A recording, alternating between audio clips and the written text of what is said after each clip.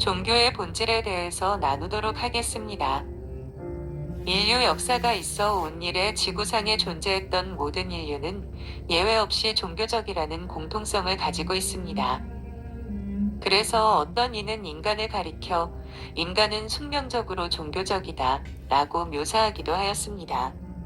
그리고 종교성이 없는 인간은 거의 짐승에 가깝다고까지 말하기도 하였습니다. 사람은 그렇게 종교성이 있는 존재라는 말입니다. 또한 사도 바울도 아덴 사람들에게 범사에 종교성이 많도다 라고 하였으며, 아덴 사람들은 신을 섬기다 그도 부족하여 알지 못하는 신까지 섬기는 촌극을 벌이기도 하였습니다. 그러면 왜 이렇게 인간은 이토록 종교적일 수밖에 없을까요? 그 이유는 인간이 하나님의 형상으로 창조되었고 그 분과 교제하면서 살도록 예정되었기 때문입니다. 그렇다면 과연 종교란 무엇일까요? 어떤 종교가 참된 종교일까요? 종교라는 말은 어디서 나왔나요?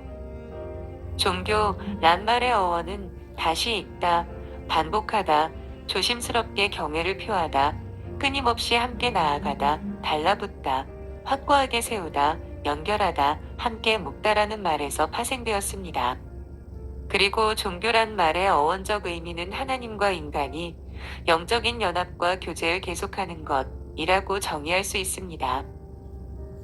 구약 성경은 종교를 무엇이라고 표현하나요?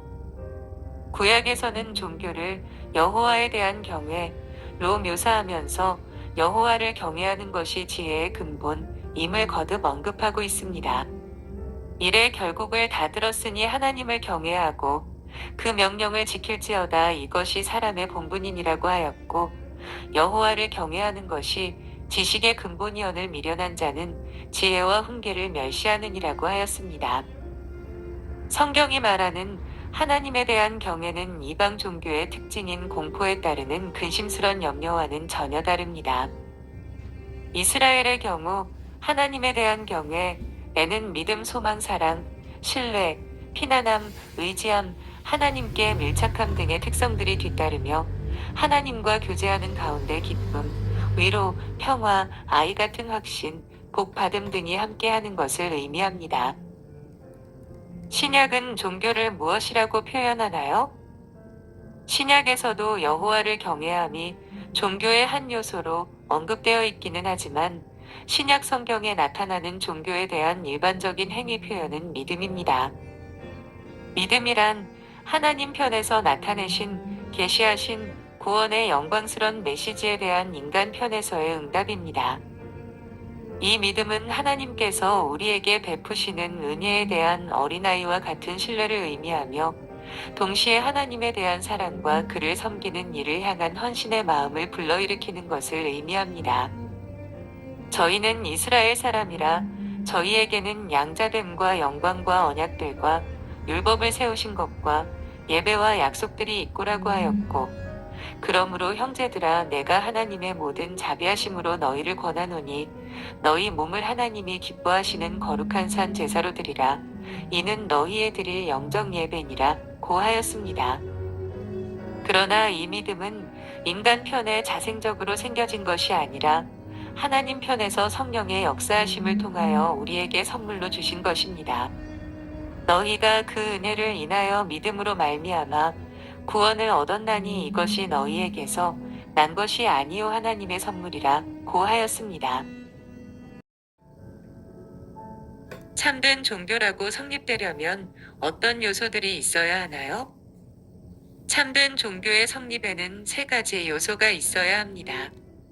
첫째는 신앙의 대상인 하나님이 있어야 하고, 둘째는 종교 행위의 당사자 사람이 있어야 하며, 셋째는 사람이 어떻게 영생과 구원을 얻는가를 바로 제시할 수 있어야 합니다. 위의 세 가지 요소가 충족되려면 우선 참 신이신 하나님이 존재하셔야 하며, 그 하나님 편에서 자신이 어떤 분이신가와 당신이 지으신 사람은 어떤 존재인가를 알려주시고 어떻게 구원을 얻는가에 대한 지식도 알려주셔야만 합니다. 그리고 인간 편에서는 하나님께서 알려주신 계시의 내용을 전폭적으로 지지하고 승인하는 믿음이 있어야 합니다. 그러므로 엄격히 말해 참 종교는 여호와 하나님을 중심으로 한 기독교뿐이며 타 종교는 그것을 흉내낸 모조품에 불과하다 하겠습니다. 종교란 무엇인가요? 종교의 특징적 요소는 경건, 경외 믿음, 의존감에서 엿볼 수 있습니다. 종교는 하나님과 사람 사이의 영적인 연합인 동시에 참되고 살아있는 인격적인 교통이며, 이는 하나님의 자기 계시에 의해 결정되고 예배와 교제 및 봉사의 삶으로 나타납니다. 그러므로 종교는 하나님이 존재하신다는 것과 그분께서 당신을 계시하셨다는 것, 그리고 그분께서 인간으로 하여금 이 계시를 받아들일 수 있도록 믿음을 선물로 주셨다는 것을 전제합니다. 옛적의 선지자들로 여러 부분과 여러 모양으로 우리 조상들에게 말씀하신 하나님이 이 모든 날 마지막의 아들로 우리에게 말씀하셨으니, 이 아들을 만유의 후사로 세우시고 또 저로 말미암아 모든 세계를 지으셨느니라고 하였으며, 너희가 그 은혜를 인하여 믿음으로 말미암아 구원을 얻었나니 이것이 너희에게서 난 것이 아니요 하나님의 선물이라 고 하였습니다. 히브리서 11장 6절을 생각하도록 하겠습니다. 하나님께 나아가는 자는 반드시 그가 자기를 찾는 자들에게 상 주시는 이심을 믿어야 할지니라고 하였습니다. 진실로 하나님은 상 주시는 분이십니다. 그런데 누구에게 주십니까? 바로 하나님 당신을 부지런히 찾는 자에게 주십니다. 시편 기자는 말합니다. 악인이 음부로 돌아가며 하나님을 잊어버린 모든 열방이 그리하리로다. 이 말은 단지 하나님을 부인하는 자만이 음부로 돌아간다는 것이 아니라 하나님을 찾지 않고 잊어버린 자들도 그러하리라는 말입니다. 또한 하나님을 잊어버린 너희여 이제 이를 생각하라, 그렇지 않으면 내가 너희를 찢으리니 건질 자 없으리라 고도하였습니다. 이는 하나님께서 당신을 찾지 않는 자를 버리시겠다는 것이 아니라 하나님을 잊어버린 자는 마땅히 돌이켜 하나님을 찾기 위해 애써야 한다는 의미입니다. 실로 사람들이 하나님을 자신들의 생각과 애정 속에서 내쫓았기 때문에 하나님도 마찬가지로 그들을 하나님의 구원의 도성 밖으로 내쫓으시는 것입니다. 이러한 말씀은 오늘날 우리들로 하여금 하나님을 찾도록 교훈합니다. 따라서 우리는 단순히 아무런 열정도 없이 의무감에 떠밀려 찾는 것이 아니라 진심으로 사모하여 강청함으로 찾도록 해야 합니다.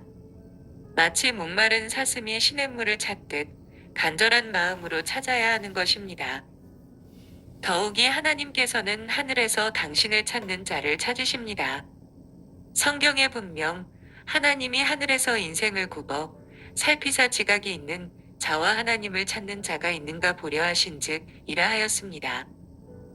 따라서 우리는 날마다 그분을 찾고 구하여야 하는 것입니다.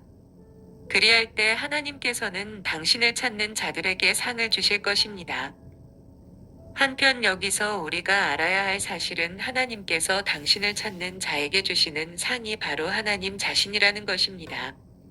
일찍이 하나님께서 예레미야 선지자를 통해 너희가 진심으로 나를 찾고 찾으면 나를 만나리라고 말씀하셨습니다. 이는 곧 하나님을 찾는 자가 부지런히 간절한 마음으로 그분을 찾고 찾을 때 그는 하나님을 만나고 그분 자신을 상급으로 받게 된다는 말입니다.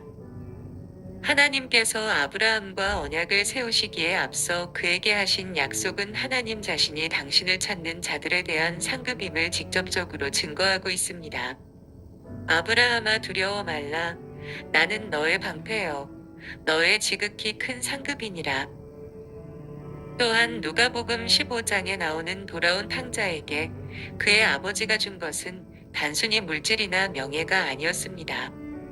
그는 바로 자비하신 아버지 자신을 상으로 받은 것입니다. 비록 그가 아버지를 외면하고 집을 나갔지만, 그리하여 그에게는 상 받을 만한 아무런 이유도 없었지만, 그가 다시금 회개하고 아버지를 찾아왔을 때 아버지는 그를 받아주었으며 그에게 자기 자신을 내어준 것입니다. 이는 하나님을 찾는 자가 받는 상이 결코 그의 행위에 의한 상급이 아니라 믿음을 통하여 하나님의 은혜로 말미암은 선물임을 의미합니다. 그러므로 오늘날 우리 성도들은 하나님을 부지런히 간절하게 찾으려 더욱 애써야 할 것입니다. 비록 우리에게는 상 받을 만한 아무런 근거도 없지만 하나님께서는 단지 당신을 찾는 자에게 상 주시기를 원하십니다. 하나님만이 우리가 섬기고 의지하고 찾아야 할 뿐인 줄을 믿고 하나님과 교제하며 동행하는 삶을 살아가기를 바랍니다. 감사합니다.